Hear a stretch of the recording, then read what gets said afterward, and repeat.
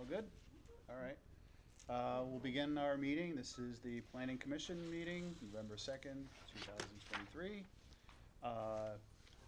Call to order, the folks are here. Myself, I'm Scott Dale, I'm the vice chairperson. Linda Taylor is here, and John Marr is here, both regular members. And then Mark Lowengard, who's an alternate, who will be sitting in as voting person today. Okay. Item 2 is the executive session to discuss proposed settlement of Infinity Development LLC versus Planning Commission of the Town of Brookfield. So, make a motion to do that. I'll make the motion. Okay, a second? Second. All right, all ayes. And we go into executive, right? Okay, thank you.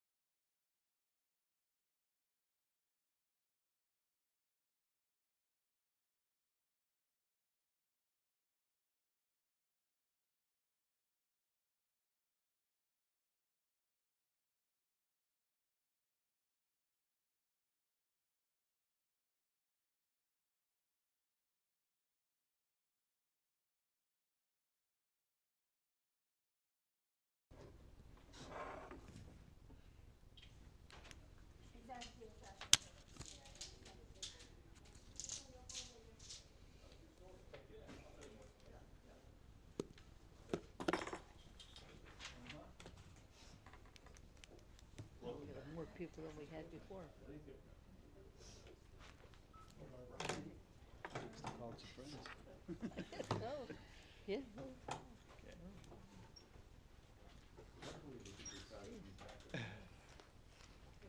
There's more. Oh, wow, come All on right. in. Come on in.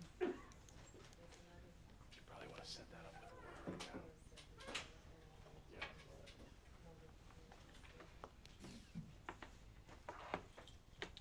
Okay, so we're back in regular session now, right? Okay. Just to close out what we've just been discussing under executive, is there a motion to act on this proposal that's before us? I'll make a motion that we approve the modifications on the subdivision as stated. Okay. Is there a second? I'll second. Okay. All ayes, or, yeah? Aye. Nays? Otherwise? No, looks like it's been approved. If you could just mention that it is, this action, is to settle Mhm. that particular case, just to put that on the record. Yeah, so this is to settle, where is it? I wanna speak Current to it litigation. specifically. To settle, it's a settlement of the Infinity Development LLC versus Planning Commission and of the town of Brookfield. Thank Okay, thank you. Thank you. I can sleep now. Okay. You have a little more work to do. Yes, we do. Yeah, yeah. Give Yeah. it tonight. Well, as far as this issue. Yeah, yeah. Thank you. They're all yours. All right, I'll move on to next issue on our agenda, approval of minutes of the previous meeting. We have two sets, one from September 7th, and I had one comment on that, one update on that, which if I can find it, I will refer to it. And that was under 5B on, this is from September.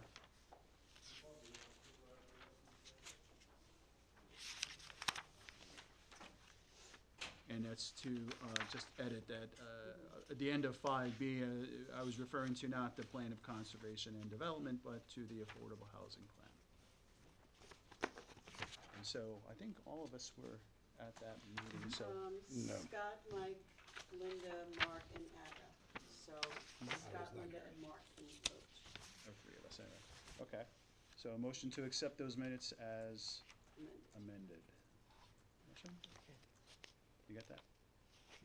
Will you make a motion to amend? Of course. Yeah. Thank you. I make a motion to accept the minutes of the September 7th meeting as amended. I'll second. Okay, ayes? Mm-hmm. Yeah. Right. Okay, or, yeah, John is abstained from that. All right, I don't believe we have enough folks to vote on the October one, so we can push that off to the next meeting. All right. On to old business, and so we have referral from the zoning commission for the proposed text amendment, Article 5.1.J, design flexibility. Okay. This is something we spoke to last meeting, and it's before us. Is anybody speaking to this? Okay.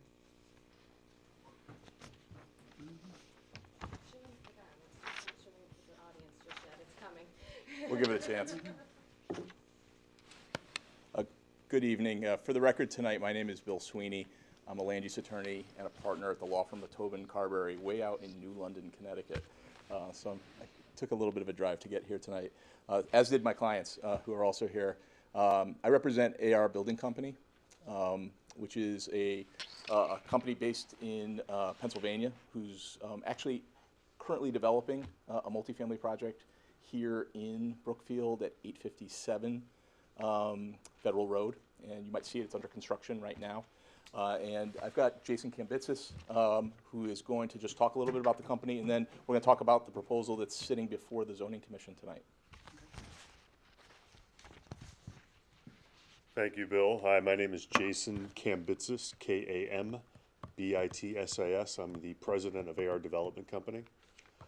We are a 55-year-old real estate development company located in Pittsburgh, Pennsylvania. we build, buy, and manage all of our own property, and we currently have over 9,000 units operating in 10 states. We're building in 4 other states right now. So as Bill said, we are actually building in the community right now. We're doing 100 units on Federal Road, and that's broken up between 29-unit building, 3-story brick elevator building, and then a 4-story 71-unit apartment building in the back. It's pretty indicative of what we do. Well, I'll go through examples of other projects we have. Thanks, Emily. So, you know, we talked about these previously at the zoning commission, but you know, this gives you a flavor of our buildings. Our buildings that we're building right on Federal Road are very similar to this in the fit, the feel, the finish. We use brick, AZEK trim, Trex decking. You know, you can see that this one here on the bottom left is a 4-story elevator building, similar design and size to what we're proposing tonight. The top right is a project in Monroeville, PA. It's a 92-unit building, and the bottom right's in New London. Actually, our first project we built up here, 60 Mansfield Road, that's 104 units. Go to the next one, Emily. There's another project in New London, that's the Docks. It's 137 units right in the middle of downtown New London. It's been a very transformative project, so that people have developed around it. That was built really around an electric boat and all the people moving into that community. On the right, you see the community room that we have. On the bottom, you'll see typical layouts of our units. We always do floor-to-ceiling windows. We use the kind of luxury vinyl wall-to-wall flooring, granite countertops. Actually, here we'll be using quartz countertops. Stainless steel appliances. Everybody has an in-suite washer and dryer. Dark cabinetry. So they actually feel and fit like a condominium. One thing I want to say too about our company, as I said, we build, buy, and manage, and what that really means is, you know, we actually go out, we source projects, just like the one we have here in Brookfield. We build them ourselves, and then we manage them. We don't sell them. So a lot of developers will actually go out and they'll do the first 2, but then they sell. They don't keep them for long term. So over the entirety of the company, we've sold maybe 400 units over the 55 years of ownership. And over the last 5 to 7 years, we've actually added a lot more units. When I came on, we had 6,000 units. We're now at over 9,000. We currently are building 1,500 units and are looking to do that over the next couple of years, more and more units as we come on, mostly in New England. So Connecticut, Rhode Island, Maine, Massachusetts. Go to the next slide, Emily. So here's our project site. It's right across the street for what we're currently building. It's a 3.75 acre site. We'll get deeper into it, actually, if you go to the next slide. So there was another site that was proposed here, the Enclave. That was an 830G project. If I recall, this precedes us, but it was actually a project that went to court and was actually kind of, use a better term, but kind of pushed onto the community. It was actually 2 property owners. We're not building this project. We're building what's in the red line there. That's a 50-unit building that we're putting there. So it's not the Enclave. It's a different project, but we're using that property to do that. We're actually utilizing the wetlands differently. We're utilizing the street curbing a little differently. You can go to the next slide and kind of see the project. This is what we're proposing. So, you know, the reason we chose this site was it's a very good accompaniment for what we're doing. So we'll have 100 units on one side of the street, 50 units on the other side of the street. This will act as one big project. We'll talk a little bit about the streetscape that's coming on. So hopefully we can do a crosswalk to connect both the projects together on Federal Road. We have it set back due to the wetlands and due to the height of the building as it stands. And so really the idea here is to build a community amongst both these properties to act as one larger development. You can go to the next slide, Emily. And it's actually broken down between 27 1-bedrooms and 24 2-bedrooms. So just so you know, we focus on 1 and 2 bedrooms. We don't do 3 bedrooms. These are really for you know, young professionals, people that want to downsize. That's really who we get. We don't get families a lot of the time, just because we don't really build 3-bedroom units unless we have to. We don't build playgrounds. We don't do any of that kind of stuff. So the amenities that we currently have, at least that we're building on the other side of the street, we're going to have a pool, we'll have a clubhouse with a fitness facility. We actually have a large gym and a large conference area on the first floor, so it actually looks like a commercial building on the first floor. I'm going to turn this over to Bill Sweeney. He's going to talk about the text amendment tonight. Thanks, Jason. So the reason we're here tonight is not for the actual approval of that project. We haven't even submitted for it. The issue that we face is that this property, like the property across the street that we're currently developing, is in the town center district. The town center district has specific bulk and dimensional requirements for multifamily development. As you saw on the plans for the Enclave project, there was a much more intensive development proposed for this site, an 830G affordable housing project that actually came out of a court settlement between the town and the developer. We're looking to actually have a much less intense development of that site, set the building much farther back from the road, protect the on-site wetlands, not fill them like the Enclave project was proposing, and build something that we think is going to complement what we're building across the street, but do it in a really sensible way. And so what we did was we met with Fran Lally, and when Laura came on, we met with Laura as well, talk about how do we allow for the development of sort of an extension of the project that's under development now. How do we do that in the current zoning framework? And there was 5 or 6 issues that we had, sort of conflicts with the current zoning code. The town center district actually has a section already, Section J, which is called design flexibility, that gives developers the ability to work and flex the regulations to provide some additional creative designs. Unfortunately, there wasn't that flexibility in Section J that it would allow our project to proceed. So what we're proposing to the Zoning Commission and what we've submitted to them is an amendment, the amendment that's before you today, that would allow an additional level of flexibility in very, very discrete instances. And what we did is, working again with Fran and Laura, was to create a very narrowly tailored regulation, a regulation that was very targeted at the TCD and would only affect a few properties, and including ours, that will allow us to proceed with this development. So the regulation we're proposing is here, and this would be under J, design flexibility, number 6, the development of vacant constrained lots. Our lot, that 3.5 acre lot, is vacant, one of the few vacant lots left on Federal Road. So the regulation says for lots within the TCD, which are vacant as of July 1st, 2023, so back last July, and that include frontage on Federal Road and encompass environmental constraints such as inland wetlands or other natural resources, which limit opportunities for practical and conforming development, the commission, the zoning commission, may approve, subject to a special permit, development with the following flexibility to the typical bulk and dimensional requirements. And then we've got 6 basically new provisions that would allow for the development of this project and other projects that fit this eligibility. So 1, we allowed a maximum building footprint of 16,500 square feet. That's the size of the building that we showed on that concept design. The maximum front yard setback would not be applicable. Right now, you have to build right close to the road. If you drive by AR's project right now that's being built across the street, it's right up on the road. That's what the TCD requires. If we did that on this project, we'd have to fill a bunch of wetlands. So we want to push it back and farther onto the property. So we don't want a maximum front setback.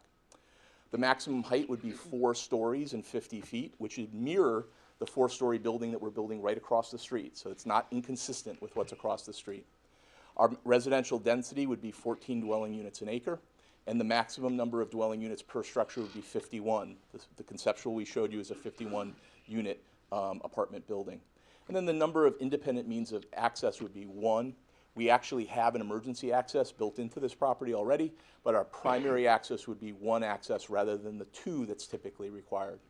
And again, this is really to allow for the development, the productive redevelopment and development of lots that are vacant right now and have some environmental constraint. So in the TCD district, how many lots are we talking about? So we produced this map off to the right to show you those lots. And so we have 6 green circles within the sort of maroon TCD district where you have a vacant lot and the lot has frontage on Federal Road. Now, you can also see there's a dark red line around the second to, from the top, the second green area down. That's our site right here. So our site has environmental constraints. It has a frontage on Federal Road. It's currently vacant. It was vacant as of July 1, 2023. So it would be eligible to submit for a special permit. I have 5 other lots that are also marked with a green dot on this map. I just want to go through them quickly just to explain. The first one, the top one, is a vacant lot, but there aren't any environmental constraints. There's no wetlands on the property. It's just a small vacant lot. Because there's no environmental constraints, no natural resources, it's probably not eligible for this regulation unless they could show there's an environmental constraint. As we move down, the third site, farther down on Federal Road, this is a sort of an L-shaped lot. It's almost all wetlands right now, so there's really very little developable area to develop in whatsoever. And if you go further down, that one too has floodplain and wetlands. Again, it's almost entirely wet. It's not a buildable site. But across the street, you have 2 other sites, and those are vacant lots that have frontage in the TCD, and they potentially would be subject. However, they are technically vacant now, but there's construction going on them. That's where the Emporium project is being built right now. So in reality, the only lot that is obviously eligible for this text amendment is ours right now in the TCD.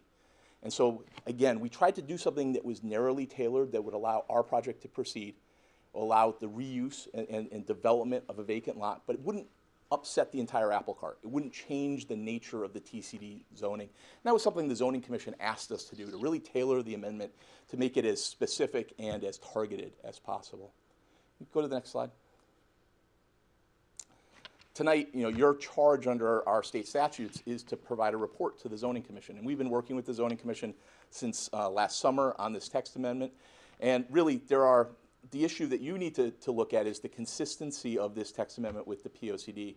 We sort of identified 5 different reasons why we think our proposal is consistent with your POCD. First thing is that this is clearly an infill development proposal.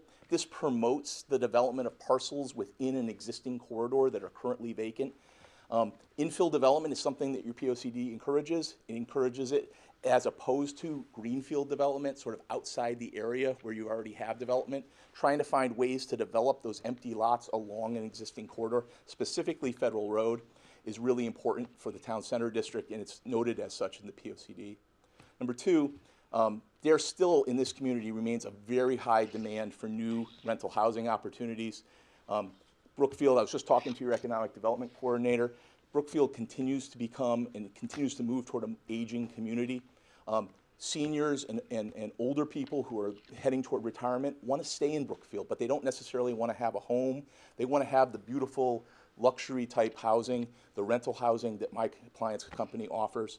And in addition, there are young people who want to move into this community who right now can't afford a single family home, but a beautiful apartment would be exactly the kind of starting place for them to move into the community. And that's really important to have the young, the middle-aged, and the older people, citizens of your community, all here. That's what creates sort of the dynamic community, a dynamic age profile that's important to a healthy town.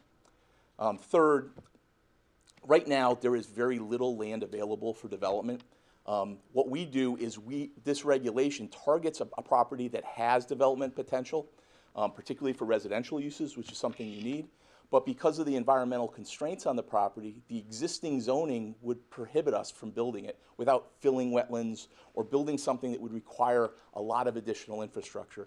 This regulation gives us the flexibility to develop a property in a way that is sensible and protects those wetlands, which we'll be able to do. Fourth, the POCD also, the idea of trying to create new apartment living and new residents in the Federal Road corridor is listed in the POCD. It's really important because the Federal corridor is the area of town that has your public water, it has your public sewer. This is the area you should be allowing higher density residential development. You don't want this development out in the more rural areas of town where you have really close-knit, single-family neighborhoods where you don't have public water, you don't have public sewer. So again, this encourages apartment development along Federal Road, something that your plan of development talks about. And then finally, I think this is sort of indirect, but there are streetscape improvements that have been going on in Federal Road, several phases of them. This particular property has become an obstacle to the completion of the town's streetscape development. It needs to be developed, and it needs so that the streetscape can be extended and connected, so people on Federal Road can get down farther south onto 202 and into some of the great, beautiful retail areas that you guys have built over the last few years. We've been working closely with Greg. We know about the streetscape project. We've also been working with him on some of the other connectivity issues of trying to create pedestrian connections up and down Federal Road. Right now, they're not there, but our project on the east side that we're building, and hopefully the project that we're going to be building on the west side, will allow for those connections to flow without interruption on either side of Federal Road. Again, that pedestrian-friendly, walkable community is something your 2015 Plan of Conservation Development certainly encourages. And so we think these regulations, these new regulations that we're asking for the Zoning Commission to approve, both directly and indirectly, comply and are consistent with the goals and objectives of your plan.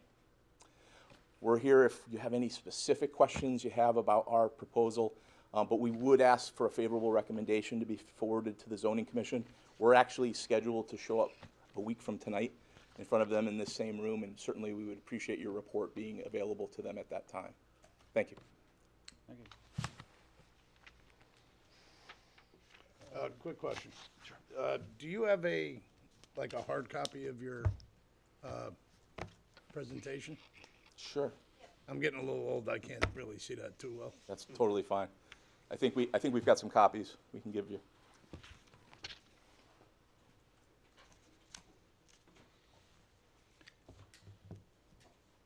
Any questions or any comments? Now, you said this new building, how many units are you planning to put in there? So the one we're currently building across the street is 100.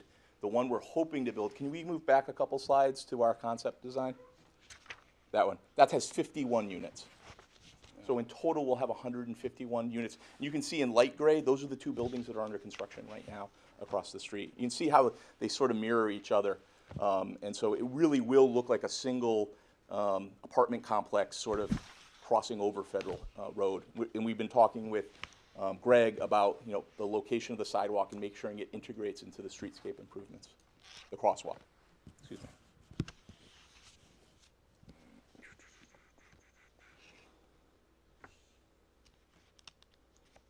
What's nice about the text amendment as well is that we require it still to be by special permit, so the Zoning Commission can evaluate it on a case-by-case basis and have some qualitative analysis onto whether it's appropriate to grant the special permit for these sort of flexible bulk and dimensional standards. So again, I think it leaves a lot of power for the Zoning Commission to work with the developer and make sure the project fits into the fabric of the town. So we're being asked to consider this, the text amendment, and part of what it is it in line with the plan of conservation and development, our Bible, if you will. One thing that I noted, within the plan of conservation and development 2015, there was a guiding design principle mentioned in there. Public preferences for buildings to be up to 2 stories in height. And of course, what you're proposing here is to change that to be 4. How is that in the best interest of Brookfield? Yeah, great question. So obviously, when you can build up, you can use less of a footprint. So your footprint of development actually becomes smaller if you can build vertically. We certainly don't want to build vertically right next to Federal Road because you want to keep that type of lower profile or lower massing. And so what we've done is made sure that because of our site, and you can see the map here, we've got wetlands on the front of the site and sort of in the middle of the site. But the best part to develop on the site is at the rear. If we develop the front or the middle, we would have to fill wetlands to do so. So what we'd rather do is rather than have lower level buildings and more of them, we wanted to consolidate them into a single building footprint, go vertical, but shift it back from the roadway so it didn't have a negative impact in terms of appearance in massing. It's not a rule I think should be adopted across the board for every property in the TCD. Instead, I think it should be a design flexibility requirement to allow it in specific cases where you have an environmental constraint like this, and where you still have to stay 300 feet back. That 300 feet is a significant distance that will provide a buffer to Federal Road, and that building will not look out of place that far back. The building across the street is 3 stories that we're building right on the road. If you've driven by it, it's literally the construction fence and it's right there. And that's what the regulations allow from zoning. We have a 4-story building and it's set back like 275 feet. You can see it there on the screen right now. Again, at that distance, the 4 stories, we think the massing will be sufficiently screened just by the matter of distance. And so you won't get that negative massing effect that I think is the reason or the basis behind those comments in the Plan of Conservation Development. We think we've basically mitigated the concern that you've voiced by the distance. So just remind me, you say there's a 4-story across the street. Right. And what was the process in order to obtain that? So the one across the street is the former Green Acres development, Right. which was also permitted by 830G. Okay. So a little bit different because it was 2 parcels like the Enclave, but we had control over both parcels. And so we came in, worked very closely with the Zoning Commission. This was before Laura got here. We worked very closely with Fran and your town attorney to modify the 2013 approval to change the appearance of the building. We still had to keep some level of affordability. We have a small affordability but that is sort of the remnants of an 830G. Here, we're taking the 830G that was forced on the town for the Enclave, we're throwing it out the window. This is not an 830G project, this is not an affordable housing project, this is market rate, quality construction, similar to what my client has built all over the Atlantic seaboard. But within that, you also have three stories, right, projects as well. So I guess the town is put, I guess, in the position of why should we allow 4 for this one, right, as opposed to the 3? Can you just explain that a little more? Sure. And again, it's the same. It's basically the same answer. Is that there is an economic return that you need to make a project work. So there is a cost of mobilization. There's a cost per unit for land.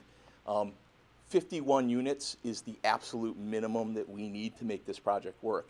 If we did 3-story buildings, the footprint in the dark maroon there would have to be larger, and we would then have to push our parking as well. Still have the same amount of parking, and right now what we're trying to do is preserve the wetlands and the buffers around the wetlands so that we don't have to fill, we don't have to do that kind of work. We can preserve those areas as natural areas and buffers to Federal Road and buffers for screening the building. So we think 4 stories is reasonable in this situation. Again, another good reason why we use the special permit. With a special permit at the Zoning Commission can look at each application on a case-by-case basis based on the specific circumstances of the application and the site. That gives them the most power to say, is this appropriate for this site, this building height at this location? And obviously, we're gonna have to make that argument to zoning if we can get them to even approve the design flexibility standard. Wasn't the issue, though, 4 stories, having the fire department able to, if there was a fire and having the equipment to put out a fire? So we've got a 4-story building approved right across the street. So the gray building on the other side in the back is 4 stories. So we've worked really closely with fire on that. They want accessibility around the building. And so, in fact, behind our building, we have the ability, we actually have a reinforced area for them to put ladders up if they need. They were satisfied with that. We also have public water, so we have hydrants on site. This isn't wells or systems. So again, we're pretty comfortable that and at the end of the day, though, you're correct. The fire marshal has to sign off on our plans. And if he says they're unsafe, they're unsafe. But we're comfortable and confident that if we can get the zoning straightened out, we can work through all those other issues with the town. We've had a really good relationship with the town up to date. We made a lot of investment in this community. My client loves this community, wants to continue to invest in. You know, we were actually approached with, when the Enclave project sort of ran into difficulty, is this a project that you'd be interested in taking over? And we said, yeah, we think we can do a really nice job and something much better than what's currently approved. What is the benefit to the folks that already live in Brookfield? Do you put another 4-story building and on our water, our sewer in that area? Sure. You know, Sure. what positive does it do for, say, myself and other people that Yeah, so the first answer is clearly your tax base. So first, 1 and 2 bedroom buildings, particularly the type of buildings, the quality buildings the AR builds, these types of buildings are net positive to the grand list. 1 and 2 bedroom units, and I think your economic development coordinator will support this to me, they do not generate school-age children. They do not generate the police calls. They do not generate the emergency services calls. So these pay significant taxes to the community, to your grand list, with very little services going back out. They're net positives. 2, to be a successful community, you need a variety and a diversity of housing options for people. Brookfield has some beautiful single-family homes. I've driven around your town. It's a gorgeous town. You also, but you don't have a lot of options outside of that. You're building them, and you have some condominiums, you have some older apartments, you've got some luxury stuff that's being in mixed use that's being developed right now. But if you're an older person and you're retiring and you don't want to take care of the lawn or you don't want to plow the driveway, but you love the town, you want to stay here, what are your options? How many different options do you have? How many units are there available? And if you're a young person who maybe grew up here, maybe has just got a job and is doing well, but doesn't have the money to drop down on a single-family house, but you want to live in the community you grew up in, what are your options? And so I think, in my opinion, and I'm a planner as well as I'm a lawyer, the most successful communities have a diversity of housing, so you meet the needs of everybody in your community. It's your job as a planning and zoning commissions to decide where those should be located in the community, but you don't want to not have a whole range of housing options. But don't you think that the allure to, say, like a Brookfield or a small town like we have is the fact that we don't have the 4-story buildings? We don't have the excessive housing market that you're trying to put in here. You have the 4-story across there with 100 units, okay? That's, whether you say it affects our services or not, it has an actual effect on it, because the older people are going to be using the ambulance squad. We also have Candlewood Shores on the other side of the town that has a ton of housing in it, but they're individuals. But we're being spread thin as it is with our emergency services in town.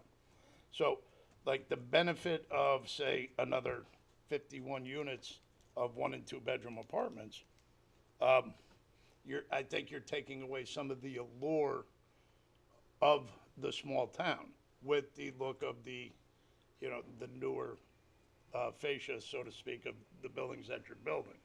You're not having that small town look to it. I think the location of the building, its setback nature from Federal Road, the buffering that the 300 feet will provide would ameliorate a lot of that concern. But more importantly, I think you have to look at the bigger picture. Is we're not suggesting to build 4-story buildings all over Brookfield, or most importantly, in those single-family neighborhoods that create the character that you're talking about. Because I've seen it. It's gorgeous. There's some great neighborhoods in this town. But Federal Road, that strip is a different strip. There aren't single-family homes on Federal Road. Federal Road is the area where you have commercial businesses, you've got some industry, you have some higher density housing, and you want to create, if you're going to have higher density housing, to be successful as a community, you should have some areas of higher density housing. Where would you build it? I think Federal Road makes a lot of sense, because with the streetscape project that's going on and the connectivity to those commercial uses, people don't necessarily have to use a car. They can literally walk out onto the sidewalk and walk down to have dinner, or walk over to do some shopping.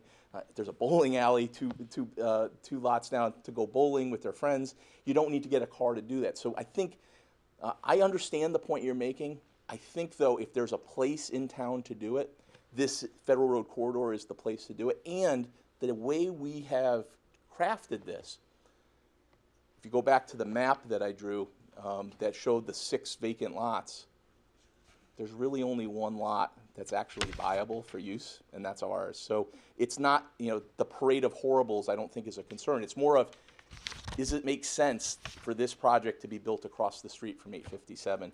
And if it is, if this is a reasonable use for that property, this text amendment would certainly allow us to accomplish that,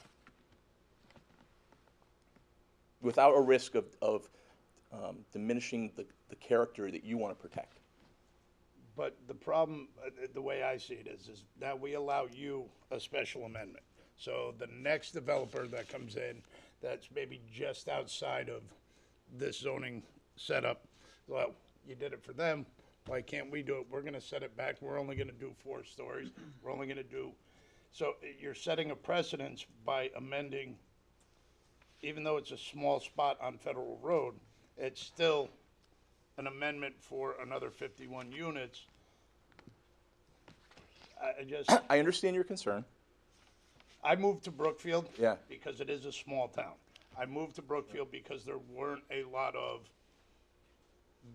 big apartment buildings and stuff like that. Sure. It was a small town where, for the most part, at the Four Corners, you knew each person that owned a gas station on the Four Corners. Sure. You know, I've been involved with the community, with the kids and everything like that, and it was a small town feel. Now we start building all these units, where are these people going to work? Where are the, you know, they're not making money in Brookfield. They're not, and in reality, they're not going to be spending a lot of money in Brookfield. I don't know. I wouldn't necessarily agree with that. If you're saying that these are young professionals, Sure. they're going to go to the hotter spots to have their dinners, to buy their cars, to do all, you know what I'm saying? The generation of income to our town, is that a big enough benefit with the amount of taxes that that building might generate? But it's the overall other portion for our local businesses and stuff like that. If nobody's shopping here, nobody's doing here. Like if you go up and down Federal Road, there's a ton of storefronts that are wide open, that there's nothing in, they keep building these units and nobody's filling them. All right. So, I mean, the benefit portion of keeping it as a small town, I would say regarding the vacancy on the street, I think it's just a lack of access for people to get there. I mean, we're talking about, we've got 100 units across the street, adding another 51 units. On its face, that's 151 people. Let's say you have 1.5 people per unit, 225 people that then have access to the stores. I mean, when you talk about people wanting to put businesses in, the first thing they look to is what they call rooftops, essentially how many people live in the area, how many units are in it. That's how people position what they want to do. And by the way, we're from Pittsburgh, so thank you for that sweatshirt. But and he won't hold it against you, but my son's at the Steeler game right now, and they're winning 7-3. But the thing is that you know, in order to turn that around, you do that. I mean, what happens is a lot of time communities will come in and they'll say, well, you know, we want a lot of businesses, and we're like, well, there's no people there yet, right? And what we're saying is we're gonna bring the people, and you can add those businesses. And I think there's been a major investment all up and down Federal Road to bring those people in and to bring businesses in. And I think, you know, to say, well, there'll only be young people, well, they won't just be young people. I mean, like I said, there's older people who want to stay in the community. They have no option, so they do want to stay. And that's really what we find. And people are attracted, younger people and older people, to a walkable community. When you talk about what people want mostly, they want that. They want to have a walkable community. There's a whole generation of people, myself, people younger than me, that they don't want to move to a community and have a 1 acre lot. They just aren't interested in it, but they want to have a nice new place. And what we find is we can be in all these communities, we're doing this work, and people just say, I want something new, I want to stay in the community, I want something that's maintained well, I want to have access to a pool, I don't want leaks, I don't want any of that. And so that's really where we come in. And as far as precedent goes, you know, these are all, you know, people come to you every night and they say, hey, we want to do this. We're not here based on a precedent, and I don't think if anybody else wants to come, you're more than welcome to say you don't have to come and do this. So we're not, you know, we're not asking for that. We just feel that in order to do this, we would like to be up on the street, but there's the wetlands, and we're trying to preserve that. The 4-story building we have across the street, this isn't accompanying to it. This is actually farther back. And so when you look at the buffers and everything that goes along with that, it's not going to overcrowd the street. We would have liked to have had our other buildings farther back, but they wanted them closer. So now we're going back and forth with that. So, you know, for me, I was also a planner in Pittsburgh, and people are always asking for more housing, and there's always a need for it.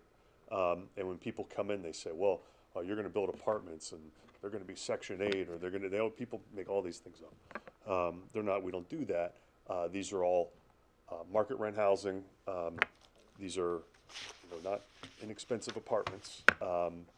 They generate a lot of money regarding taxes. They use little services and they bring more people in. So when this is done, I expect you'll have a lot more people going up and down the street. And just thinking about that streetscape, as Greg may talk about it or not, this is kind of the last piece in order to get the funding to do the streetscape, which I know everybody wants in this town, and we want to see that as well. And so we think it's just really an opportune time to do that, because when we have our curb cut, we can do that, and they can continue on and put our crosswalk in and you know, really add what I feel is much needed new housing in the area. So that's my 2 cents. I would just add to, on the issue of precedent, planning and zoning commissions, when they act on text amendments or map changes, they act in their legislative capacity. And that gives both zoning and planning commissions the greatest level of discretion. You are not obligated to approve anyone's text amendment or map change because of what you may have done on another applicant's application. So I just want to correct that. And that goes, quite frankly, for any land use approval. Regardless of what it is, there is no such thing as precedent in land use where you have to do something for one person because another person asks. Somebody comes in and asks for something that's unreasonable and, most importantly, inconsistent with your plan of conservation and development. I think you have a duty to then tell the zoning commission, hey, that's not consistent with the plan of conservation and development. Your 2015 plan, and I know you're coming up on sort of the time to renew it, but I don't think there's any question that your 2015 plan is absolutely calling for this type of development in the Federal Road corridor. So I hope that you guys take a close look at that, and I hope that you can, whether you may have concerns about the amendment, you might have suggestions to make to the zoning commission, but the ultimate question under statute is it consistent with the 2015 plan? I don't think there's any question that it is consistent, and I'd ask you to render a report in that manner. I'm still hung up on the fact that it does specify 2 stories in the plan. Mm-hmm. And of course the zoning regulations are Allows 3 and 42 feet. Right, and you're proposing now 4. Mm-hmm. So I guess the question is, could you do this at 3? Obviously, it's more advantageous for you to do it at 4. Could you do it at 3? The answer is no. Okay. And I think also, your plan of conservation and development does not get to the level of detail that our analysis has in terms of a per site specific requirement. I don't think that provision is wrong in your plan of conservation and development, because I think there's a thought process there that makes sense. But what it doesn't contemplate, and I don't think any plan of conservation and development would contemplate, is what do you do with those parcels that are a little bit different, that have a constraint that would prevent you from developing the full building envelope, that have wetlands or steep slopes or some other environmental constraint on it, perhaps contamination. That's not an issue here, but there's a whole variety of things that could prevent you from building within a conforming building envelope. And so what I'm suggesting here is that 4 stories should be allowed, provided that you actually have a reason why you need 4 stories. I think we have a story for our lot. Somebody else with a vacant lot might not have that story, and then they wouldn't be eligible for this for that fourth story. At the end of the day, though, it's still by special permit. So the zoning commission can still weigh it all out. We can submit, and they can go, 4 stories is just wrong in this configuration at this location. We're not going to grant you the special permit. They can do that. But by saying that, at least giving them the option to weigh it and say, okay, if there is a legitimate reason why you can't do it at 3 stories, 42 feet, we're going to give you the flexibility to make an argument. And that's all we want to do. We want to have the chance to make an argument to the zoning commission. In your evaluation, did you consider 5 stories? We don't typically do 5-story buildings. That's not something that we do. Okay. Just because of code issues, you won't find a lot of 5-story, because if you get to that, you start seeing like 7 and higher, just because of the costs related to structural. So you're right, to 4 to be the. 4 is a sweet spot. I mean, it's an elevated building, and we can still build it at a viable price point. That's the key issue. But those are really good questions. Any other questions or comments?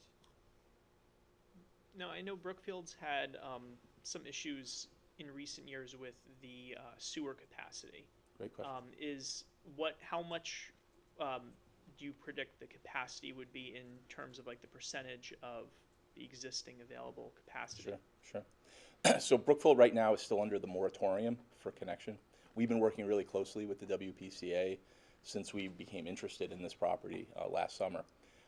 There is ongoing discussions with the city of Danbury for additional capacity.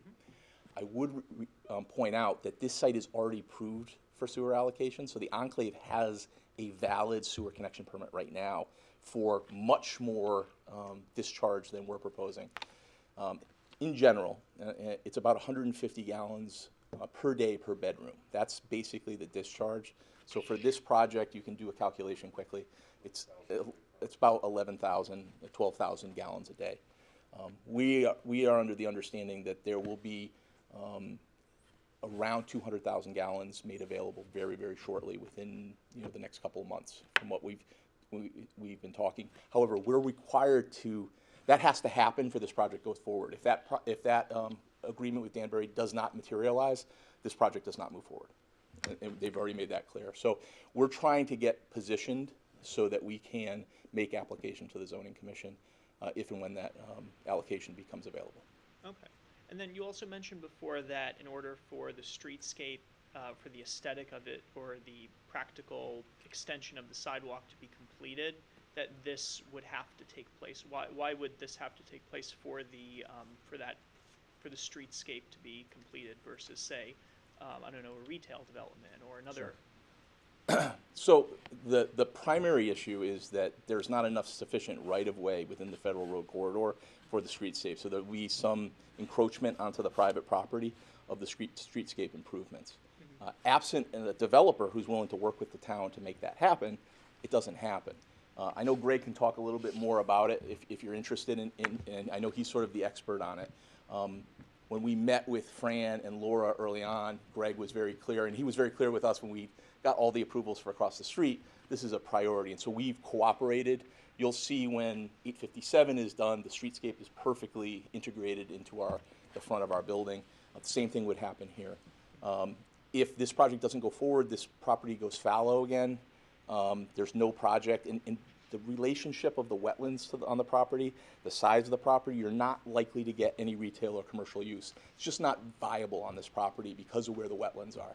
Nobody's going to build something that far, 300 feet back. The only use you're probably going to get is residential. There's no visibility to get for your retail space back there. So I think that's the reality, is the best use of this property is probably residential, a development at the rear of the site. And you need to have a developer at the table to continue the streetscape project. Okay.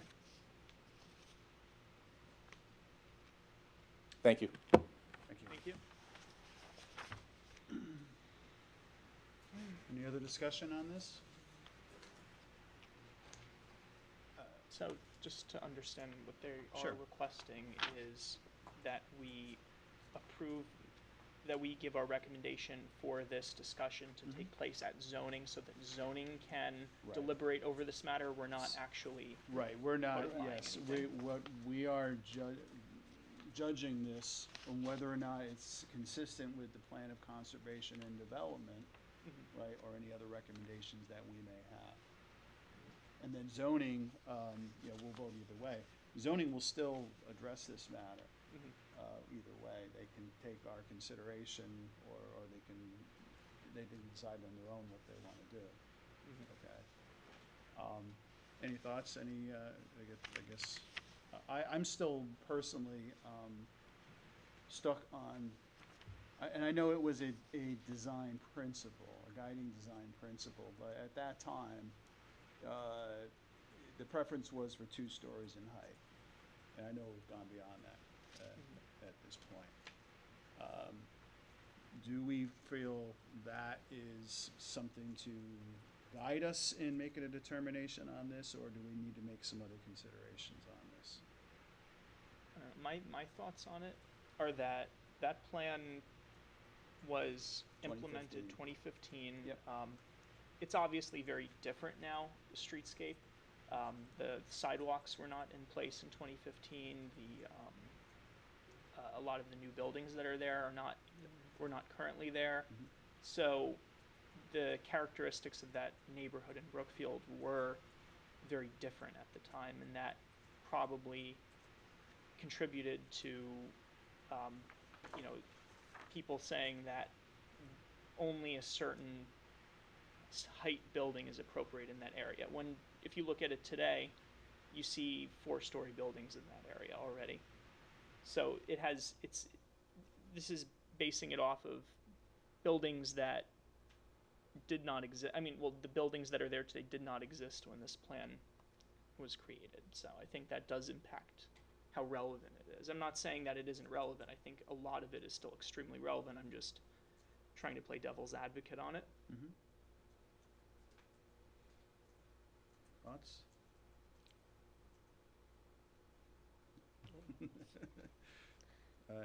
Any thoughts on your side, John?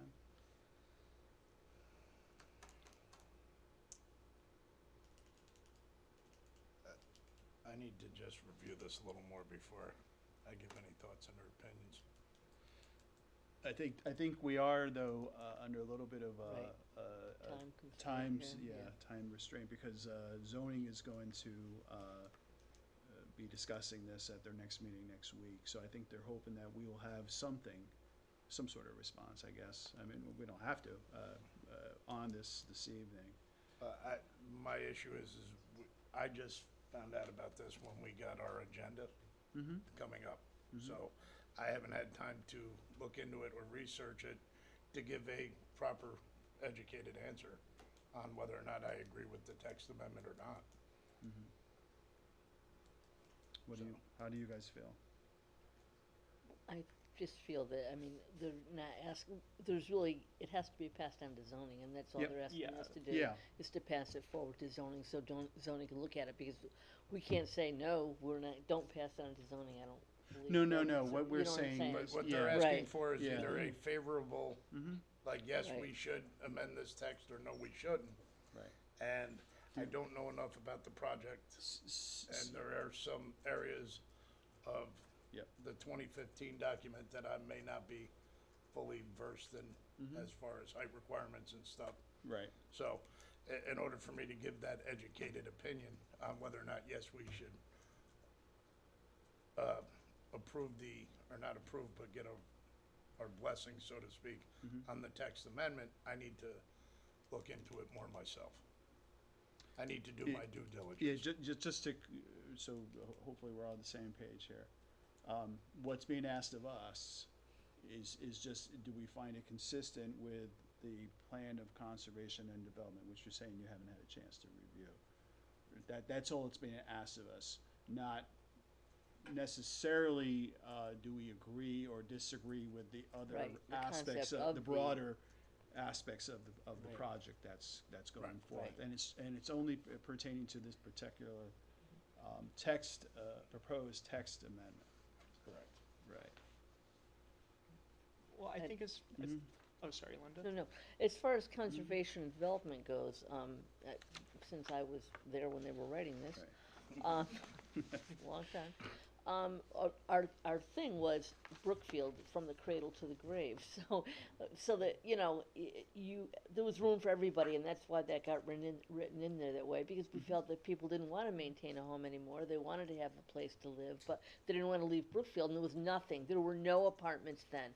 What we see down Federal Road did not exist, so this is all new stuff, so that's what they were referring to, but, and that is just in keeping with that. It wasn't, yes, it said 2 stories because we didn't have anything to go by. I mean, Greg remembers it was, Right. you know, So do you feel that Right. that was not meant to be taken, I guess, so literally? exactly. Okay. That's my, yeah, As you remember it? right. Again, Back because in back 2015. then, we're talking about, was fire safety and equipment.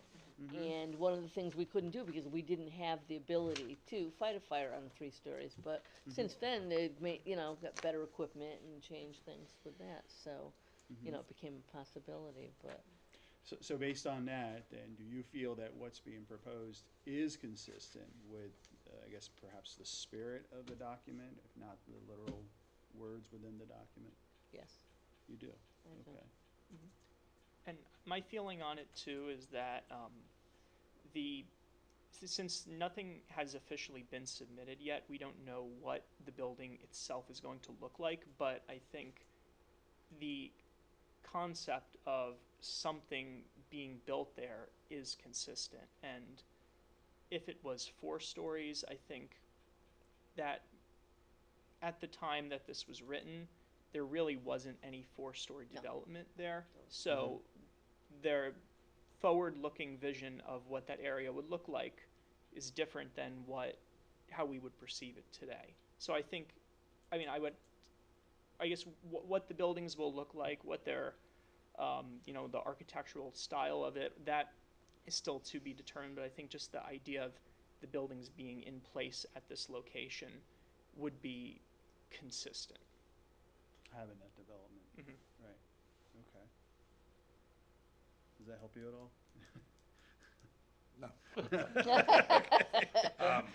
I understand what they're saying, Yeah. but like, 2015, Mhm.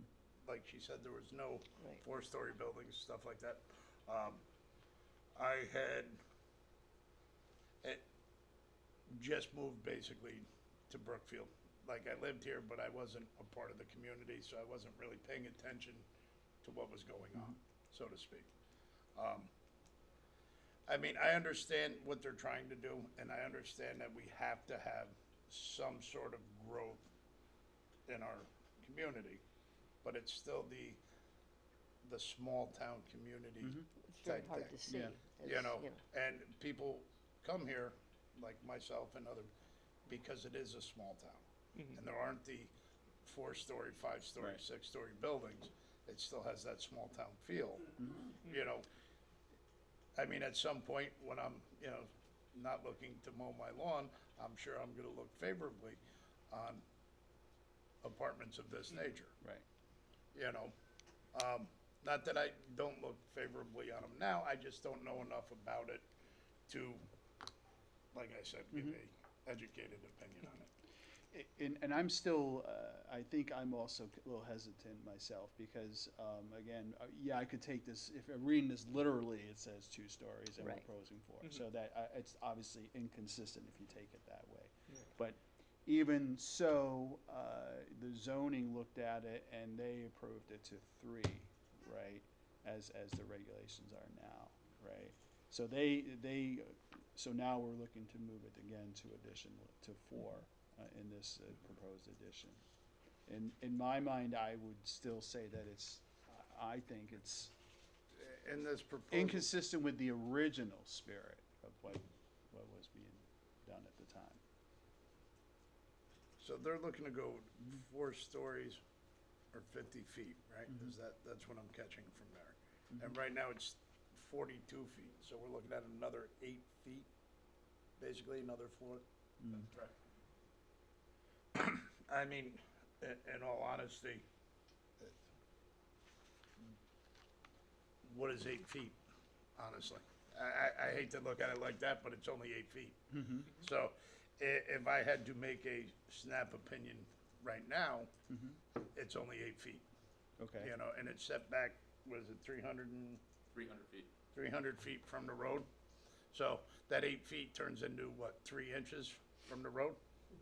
As far as visual Okay. acuity, Yeah. So, I mean, on that alone, and I guess if we're gonna go, not to the letter, but the spirit of the 2015 document, Yeah. I don't really see what, or how we can say no,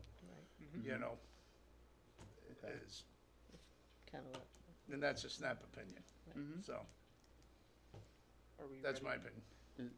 Do we want to, does anybody want to make a motion to do anything here? But we just need to, right, we're making a report saying that we see this as a favorable amendment to the, Yeah, I think that's what. specific to this location? Yeah, I think that we have to, Amendment. the text amendment Yeah. specifically, Specific to this yeah. location. Positive referral to Specifically. the zoning commission, Right. that this text amendment, you do find consistent, if you want to include with the spirit of the P O C D, if that makes you feel more comfortable, but it's whether or not, would be the motion that we're looking for, either favorably or if it fails, it's up to the commission. Do I have to write that report personally? You can add that to the Staff will proposal. take that for you. We will take that off for you. I don't have my box of 64s, so. Are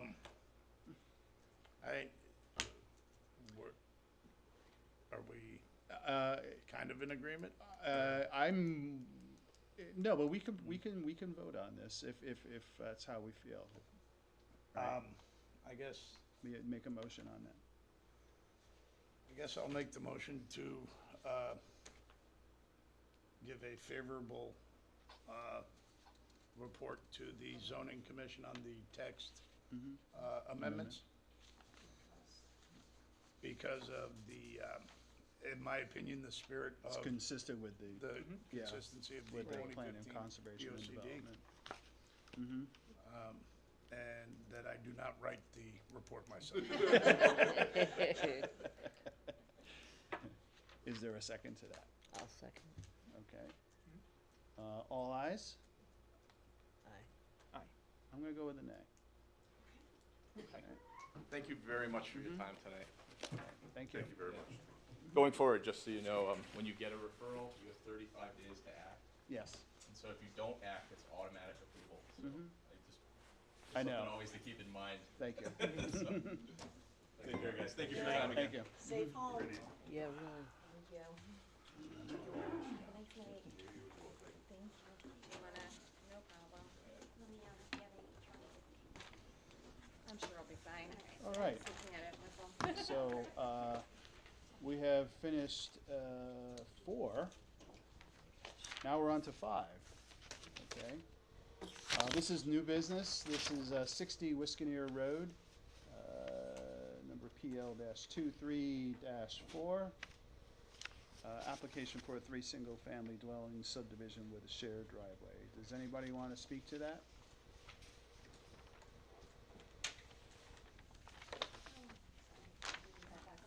I could Lee? go right on the Thank you. table right Whichever you prefer. there. For the record, my name is Steve Sullivan, professional engineer with CCA LLC. I just would like to submit for the file the certified return receipts for the majority notices. So, you want to take these? I'll take them.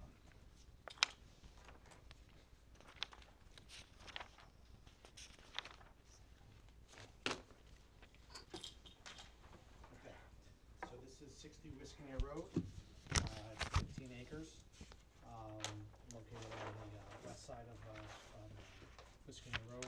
It's a rear lot.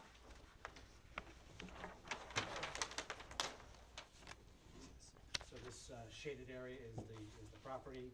It does have frontage on, Powderhorn Hill, but this whole area is all wetlands, so really not any feasible way to get access to property from Powderhorn Hill. So there's a right-of-way that they own from Wisconneer Road. To the north is Wisconneer Village, some single-family homes to the east along Wisconneer Road. To the south is Cedarbrook condominiums. They have their driveways within that right-of-way as well. They have an easement for their property. And right directly behind it is also Cedarbrook, but that's all wetlands as well. So the applicant, the owner, is looking to do a 3-lot subdivision. We have lot 1 at 2.31 acres, lot 2 at 4.07 acres, and a larger lot, lot 3, 8.71 acres. There is an existing sanitary sewer easement that runs through the property, but that's dedicated for the condominiums, not for single-family homes. So we could not tie into that. So what we're proposing is to spur off of the existing driveway that comes off of Wisconneer Road with a 18-foot wide paved driveway to access the three proposed dwellings. Each dwelling will have its own septic system, well, and their stormwater system for roof leaders. The project has been approved by the local wetlands commission.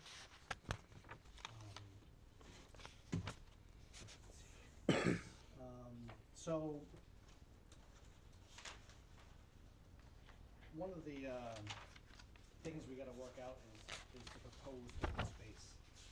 There is a couple ways to do it. There's obviously, you can accept, we can dedicate a portion of the property for open space, or you can take a fee in lieu of open space. So for this particular property, 10% of the property would be about 2.25 acres. There is enough area where we could get 2.25 acres that's non-wetland and doesn't have the 30% slopes. And we could, basically what I'm thinking is this whole area here, and it could be contiguous to, the town of Brookfield actually owns this corner lot. Again, I think it's all wetlands, that's part of why they had it.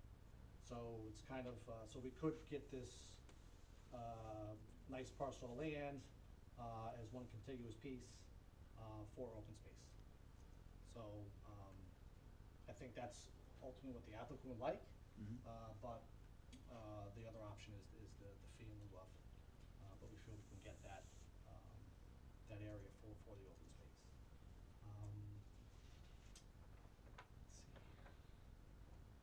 Let's see here. Any questions so far, or? Not so far. No, okay. So I did receive Laura's report today. One was talking about the open space, and I think, what was the one you? The there- common drive. Yeah, which part was it? So- The one driveway. fifty? The 150 and also the additional that's normally three residences off a common drive, and it is Yeah. shared with the townhouse, that development Yeah, already. right. And I know it's a little strange one because a strange you have, this subdivision actually owns the property in which the driveway is on for the townhouses that were built long before this property was developed. And the So, regulation came about, yeah. yes, Yes. it's a different, Right. so. So, Wait, so. can you so- re-explain that one again? So You we just have- lost so me the there. maximum length of a common driveway is 850, which we do. Right. We have 850 from Wiskaner Road to the end, right about here, okay? Okay. So off of that off of those common driveways, the single-family driveways can only be 150 feet long. So, are you interpreting The third one, yes. this one? So Yes. I ended are you interpreting the common driveway ending back here or there? I was thinking it was ending there, but that would explain your difference in Yeah. different, that's So why I wanted I'm- clarification, you're counting it over here. Yeah, because they could access Okay. from here if they wanted to.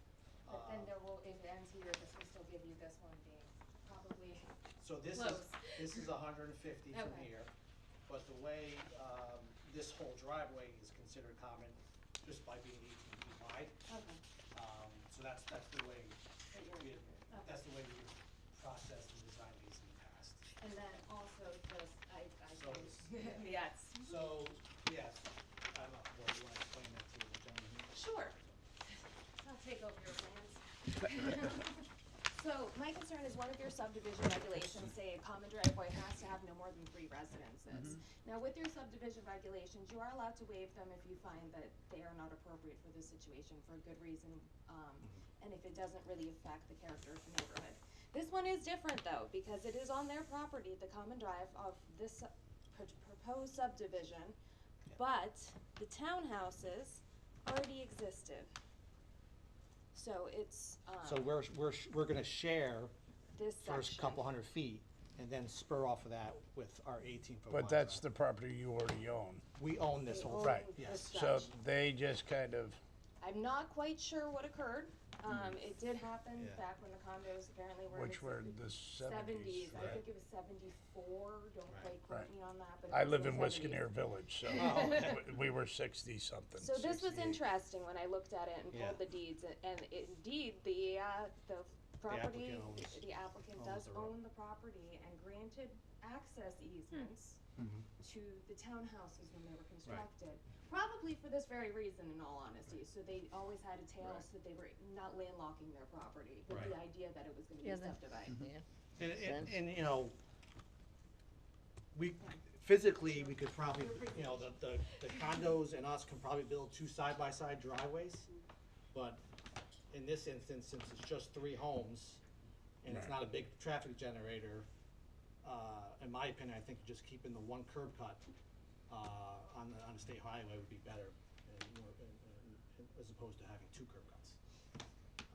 So that's why we kept it as a shared point there, and then kind of spur off of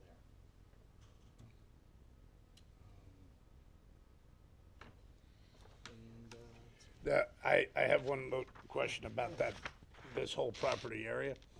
There's 3 bears that live in that area right now.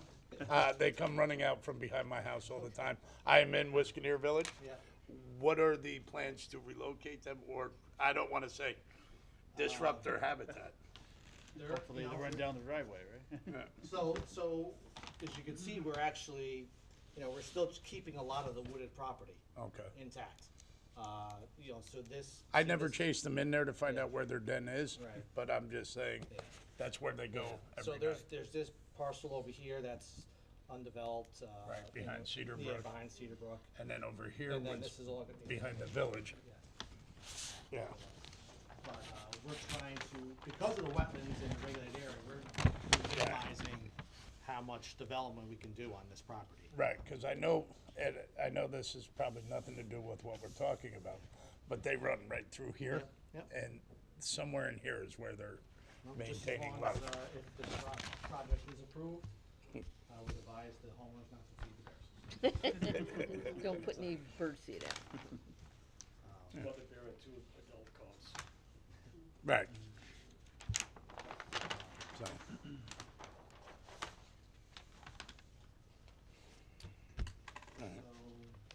But essentially, we could propose, the open space like we talked about. I can revise this map and show you that we got the minimum required area. And I think it provides a nice corridor, especially since it's close to the, Right. it's about an acre, I think this The parcel is. bears can go there, A little bit less than- into the open space. Right. Yeah. They'll read the signs that say. That's right, So go there. I guess they're right. But, is there any other questions? Who would be responsible for repaving the driveway in It's the homeowners. homeowners? It's these 3 homeowners, yep. Okay. So there'll be a homeowners association to maintain that common driveway. Okay. Sometimes, the homeowners will name the driveway, Mhm. like a road name. Okay.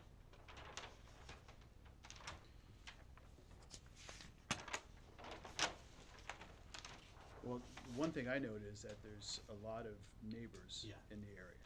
Yeah, because of the 2 condos. Right, right. And So then it's you a lot also of- have the other side would be the Powderhorn area, right? Yes. Which yeah, is further away. Yep. I guess based on that, do we feel we need to have a public hearing on this to allow those folks to voice anything that they may want to? Do we feel we need to do that?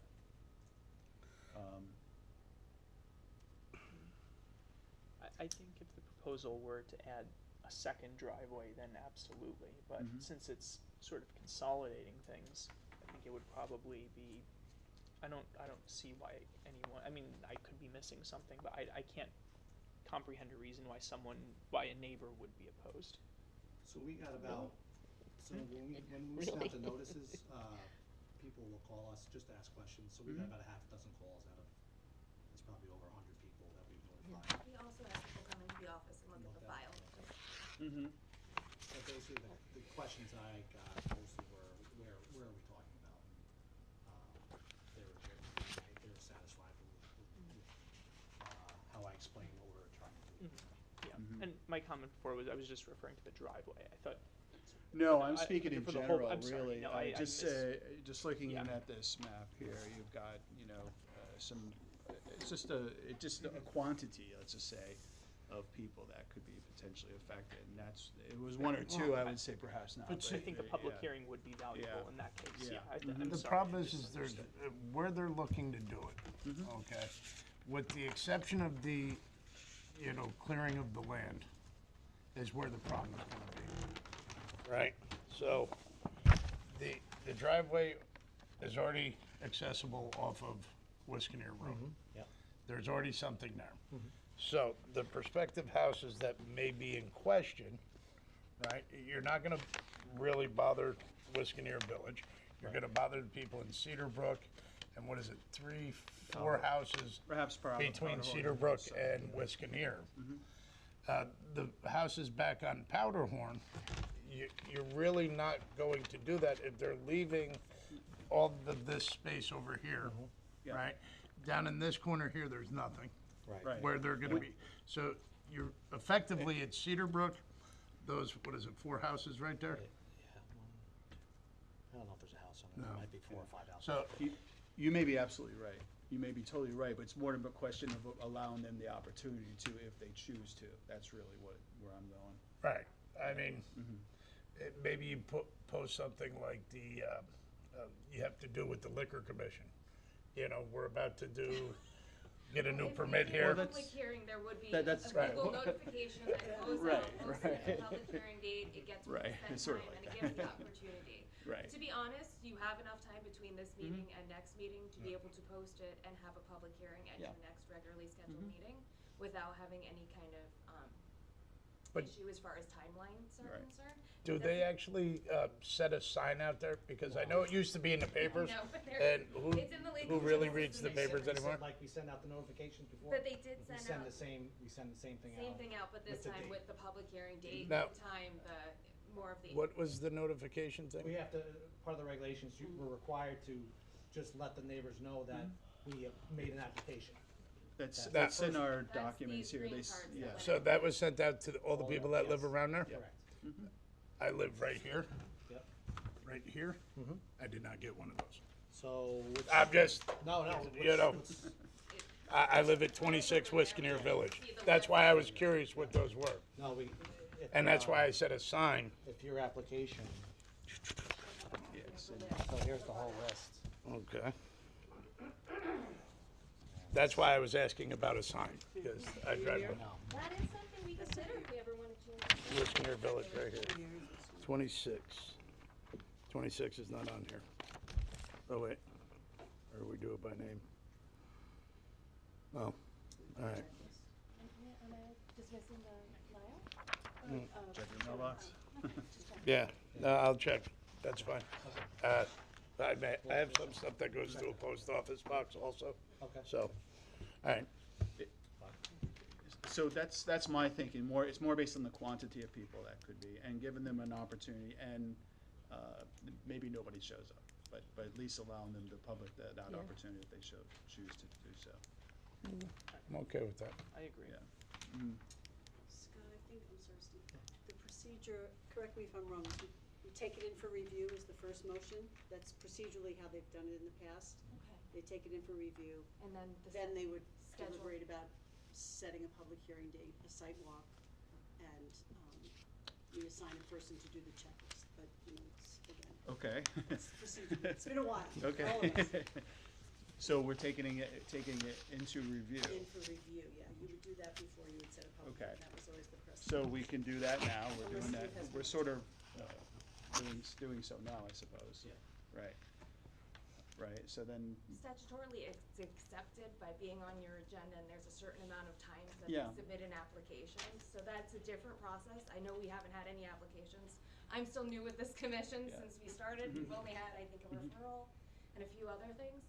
But statutorily is an accepted application, and it is, you know, if you want to follow your same process, that's fine, but you could also just schedule, the application's accepted, you can schedule a public hearing as far as the motion is concerned, if that's the direction you were interested in. Yeah, I think so. I think, yeah, again, we'll see who shows up, but at least allowing the public to voice anything if they wish to, right, as a proper process.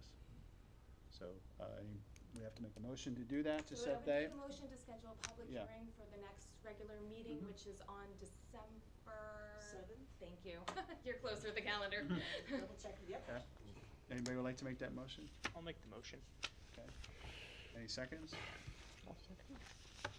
Ayes? Can I have a time, please? Very often we would Oh, I'm set it for sorry. 7:45 because we begin at 7:30, try to get some old business out of the way Yes. quickly, is that okay? Yes, at 7:45. So you want to set a time mark? I'll make the motion to set it at 7:45 PM during the next meeting that we hold. On December 7th. December 7th. Okay. All right. Thank you.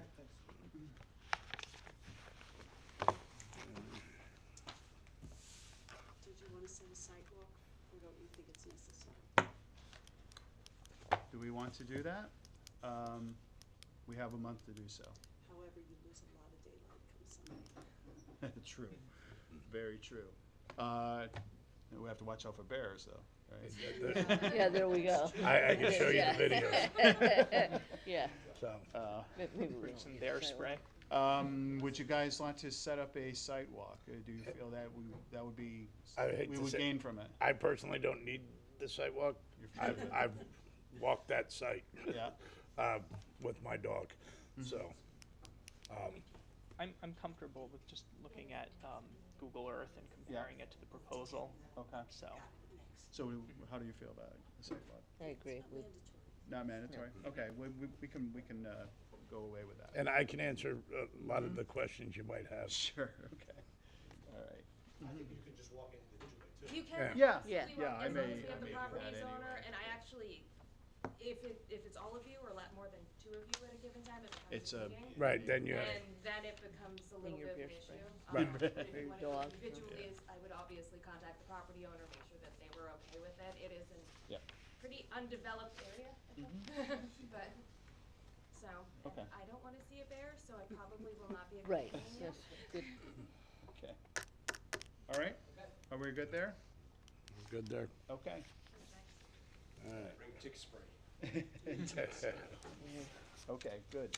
So we, Hopefully they're all dying now. Cold. I think we're all set for today for 5A. 5B, we have a 802 and 806 Federal Road, PL-23-5, PDM Realty LLC, application for a lot merger.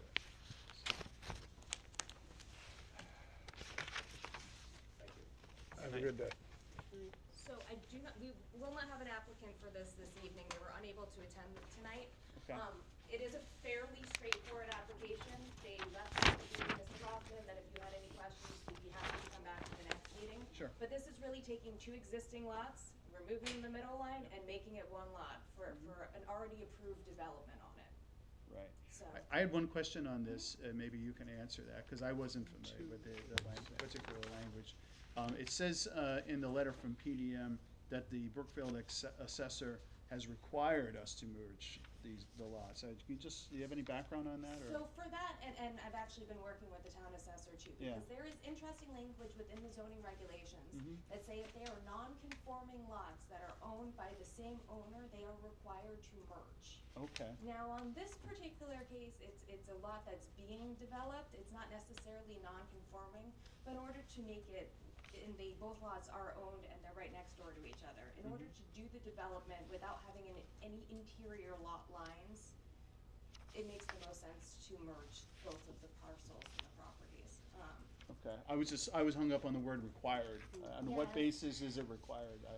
I think she's referring to the zoning regulation Okay. on that, and I know we've gone back and forth with legal on whether or not it's actually required versus a suggestion, and to me, my interpretation of the zoning regulations is that it is not required unless it's a non-conforming lot.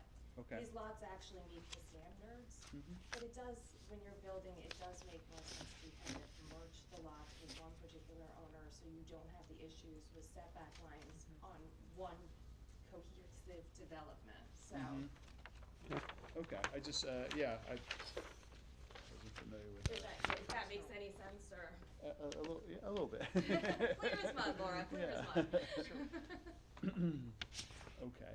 So what would the address of the building now be if we're merging the two lots? See, there are a lot of apartments in that building. Yeah, it says the new merged lot will have an address of 802 Federal Road. Okay.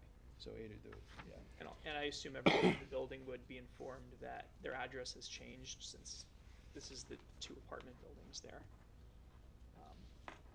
I believe as To far as prevent any- address notifications, that, there's the postal address, and there's actually the address on your property card, they aren't always the same thing. Oh, So really? sometimes Ain't that you the might truth, have Steve? 82 Federal Road, for example, and then your actual mailing address might be something like 846 Federal Road, apartment 6B, and Well, that- something of that nature. But Okay. yes, it is publicized as far as the notice of decision that we already We merged these two lots together. Okay, but this wouldn't affect anyone's mailing address who It- lives there? It should not. The mailing is actually, and the addresses themselves are set up by the zoning department. Okay. Our ZEO says. I think our works with the paperwork building is department merging on it. here, Scott. Yeah, I probably got half a year and a half. I know, what are we doing here? But a lot of these kind of units where it's 802, when it's multiple buildings, they retain their number, but the parcel itself keeps one number, just to make it. Wiskaneer Village has that. Yeah. Like on a lot of GPS, it's like 82 Wiskaneer Road, But it's really arranged. but I'm at 26 Wiskaneer Village Yes. for my mail, so. So it can get a little confusing. I don't know this exact property, but most likely it shouldn't affect them, but they will know. Okay, All right. I see no objection. And any questions, issues, concerns, thoughts, comments, otherwise? No? Okay. I mean, I can make the motion to accept the lot revisions as noted in the request. Any seconds? I'll second. All ayes? Right. Any nays? Any abstentions? Okay, we're good. 4-0. Very good. Is there any follow-up that needs to be done here with regard to this on our part? For the merger, Yeah. Yeah. Okay. you might I have an actually- old, let me double check if I do there's have a the copy of an Mylar old there cheat already. sheet here. Is the Mylar there?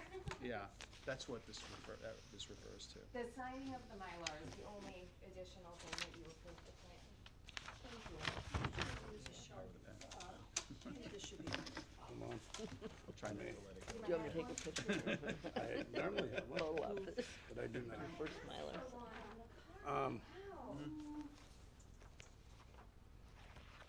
I can run She them, asked for one attached to the map, because that's What how do I you need? normally operate. What do you Is need? there not one? Sharpie? Oh, I have a pen, I don't have a Sharpie. That might work. We can give it a go. See, the cheat sheet came in handy, right? Now, is there an approval stamp? That's just a submission stamp. Where would I sign? Um, Don't wanna go in the wrong place here. I would imagine, there used to be a stamp It looks that like there's, actually are there had- stamps there's there? two Right. stamps there. It was green and it was round. No, this is just a receipt, approved. Okay, Leave who's my this mark. one? She's got the stamp. I think I you don't- sign on the I stamp. feel like it used to live in here. I think you're right. Well, You want me to change the date for you?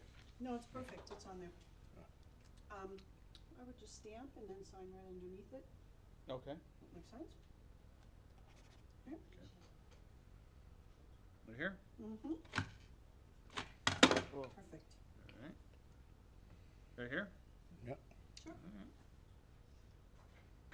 Yeah, it was, Of course, nobody can read my. green and No. round. See, I haven't learned all the stamps for this commission yet. And there That's used to be new for one that me. would like really give it Right. Oh, and embossed. Yeah. Right, yeah. Yeah, we'll let that Okay, dry. here's your marker. All right. Moving on. All right, we're starting to get some momentum here. All right. I lost my page, my last page. I mean, you have it. So we're flying now. All right, we're up to 5C, the calendar for next year, and I think this will be a pretty easy one. Don't get lost on this shuffle here.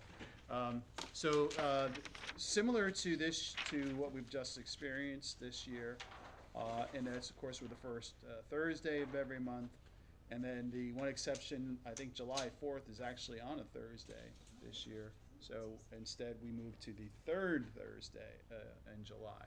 Everything else is pretty straightforward. So, any concerns, issues otherwise with the calendar for meeting dates for next year? If not, we can make a motion to accept the draft. Do you have any comments? Sorry. Is May 2nd a Monday? No, we're Thursdays. We're all Thursdays. Right, but this says May 2nd. Mhm. I have the May 6th. I'm looking at my dates that I'm going with the PGA, Mm-hmm. and it shows me going May 6th, which is a Monday. Is there a Yes, typo? leap year too, you're right, okay. So let's go to the calendar here. 2024 is a Thursday. Are we looking at? Yeah, May 2nd, next year, May 2nd will be a Thursday. 2024? Yeah, okay, sorry. Leap year. Just wanna make. Some bits, right, let's see. First July. Huh? My only issue may be next December. As far as a personal conflict? Yeah. Okay. I'm generally in Florida for 3 weeks from Thanksgiving until after the national championships for Pop Warner, Right. which is generally the first week of December. Okay. Can we But- make that one a Zoom meeting? Well, we can address, I think, that as we. Yeah, as we get Okay, close, right. but that would, Yeah. at this point, would be my only. I think at this point, we're just, are these dates okay? Yes. And with noting that the one exception of July. So it's very similar to what we had this experience this Yeah. year.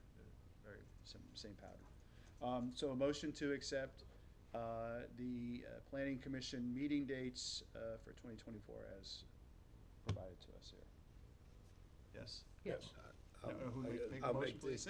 I'll make the motion to accept the dates for 2024 I don't know. draft planning commission dates. Okay, a second? I'll second. Okay, all ayes? All right, 4-0, all right, roll. All right. On to, status of commissioner training courses completed. Number 6, has anybody taken any courses since our last discussion on the matter I that have. they need to update? Oh, excellent. Have you sent an email to our office? Heck, Just- no. Okay. No, because I didn't know what I was supposed to do. I listened to him last So night. If you So- could, anybody who's done any Right. training courses, just send an email to the land use office, Christine, who sends Right. out your agenda, if you Right. just wanna hit reply to her, or you could send it to me, that's fine as Okay. well.